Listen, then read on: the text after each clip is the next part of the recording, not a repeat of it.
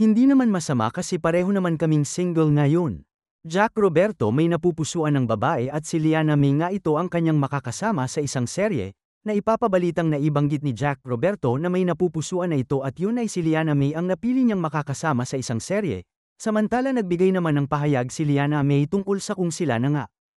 Ayon sa mga kumakalat na isyu ay magsasama ang dalawa sa isang serye at wala pang direktang kumpirmasyon kung kailan nga kaya ito mapapanood ngunit naibabalitang ang dalawa nga ay bagong magiging magka-love team na mula ngayon.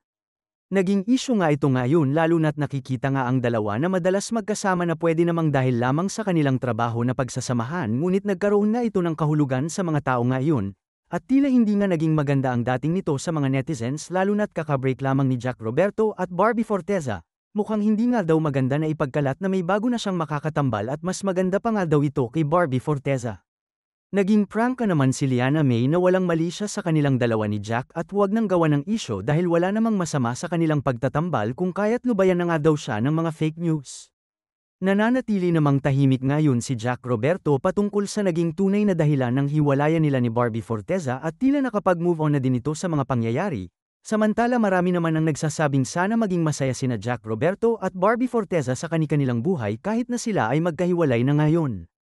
Marami pa din ang umaasang magkakabalikan ang dalawa ngunit sa ngayon ay tila nga malabo pa itong mangyari, nakikitaan namang masaya na sila sa kanya-kanya nilang mga careers, hangad naman ng mga fans ang kanilang tagumpay kung sino man ang kanilang makakapareha sa kanilang mga projects.